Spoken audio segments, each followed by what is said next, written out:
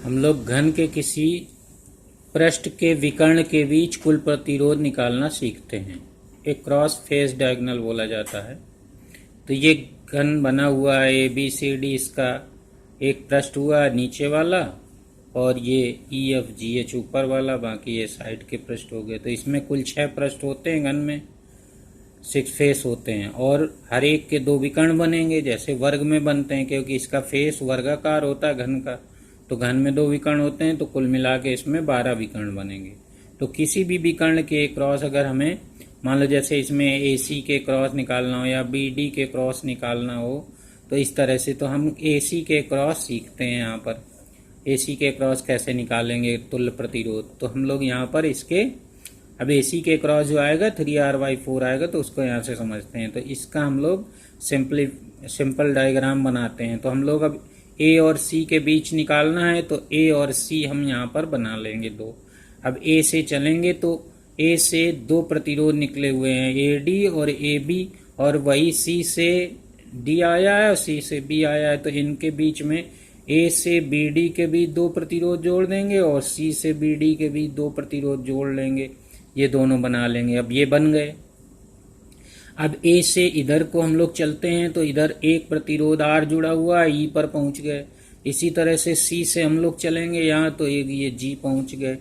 और फिर अब यहाँ पर हम लोग आते हैं, ये जो पॉइंट हम लोग बना चुके हैं डी और बी, तो बी से देखिए, बी से 2 प्रतिरोध बनाने हैं, सॉरी ए सी के बीच बनाया गया ना। हाँ, तो बी से ये तो बनाइए और यहाँ से अब चलेंगे बी से एफ पर पहुंचेंगे, तो एक प्रतिरोध ये हो गया। तो बी से एफ पर ये प्रतिरोध एक बना देंगे। और फिर यहाँ पर पॉइंट डी भी है, तो डी से चलेंगे, तो डी से एक प्रतिरोध हम लोग एच वाला बना देंगे, तो यहाँ एच पॉइंट लिख देंगे। तो ये 2 पॉइंट यहाँ पर हो जाएंगे, 2 पॉइंट यहाँ पर हो गए। तो दोनों प्रतिरोध ये जुड़ गए, क्योंकि सी का हम लोगों ने पहले ही डी से सी जोड़ ही लिया था यहाँ से।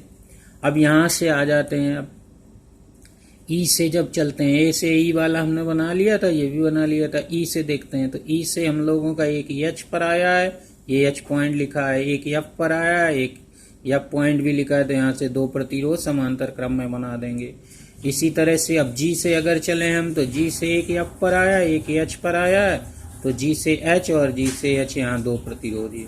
अब इसको और सिंप्लीफाई किया, ये दोनों समांतर क्रम में, तो तुल्य प्रतिरोध इनके बीच R/2 हो गया, ये भी R/2 हो गया और ये भी R/2 हो गया, दोनों मिलके ये भी R/2 हो गया और ये वाला भी R/2 हो गया। ये गड़बड़ लिखा हुआ है, पेन ले आया यार जल्दी, क्या पेन ले।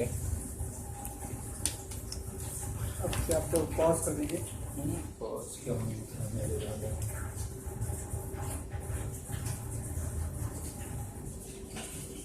आगे तो नहीं, कैलकुलेशन कहीं गड़बड़ की है, कैलकुलेशन में तो गड़बड़ होगा। अच्छा, इसमें फर्क नहीं पड़ेगा।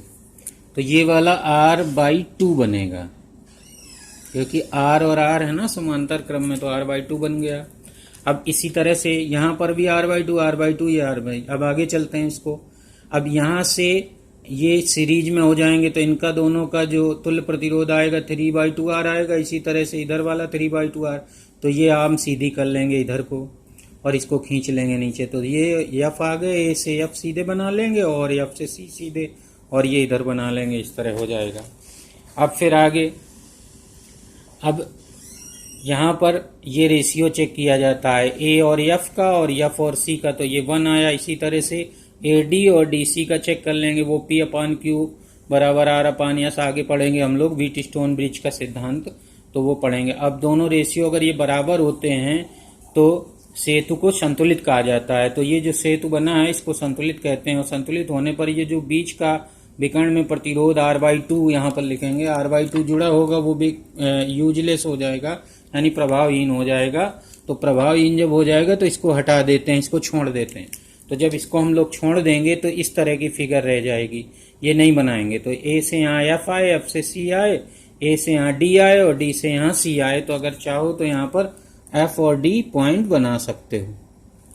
अब ये दोनों लाइनें ये दोनों सीरीज में हैं, तो इनका दोनों का हो गया 3R/2 प्लस 3R/2 मिला के हो गया 3R। क्योंकि 6R/2 हो गया तो 3R हो जाएगा। इनका दोनों का R/2 मिल के R हो गया। अब ए और सी के बीच में ये दोनों पैरेलल हो गए तो टोटल 1/RAC बराबर 1/3R प्लस 1/R हो जाएगा। अब ये आ गया 4/3R, जब पलट लेंगे तो RAC बराबर हो जाएगा 3R/4। तो इस प्रकार फेस डायगोनल के अक्रॉस जो तुल्य प्रतिरोध होता है वो 3R/4 होता है।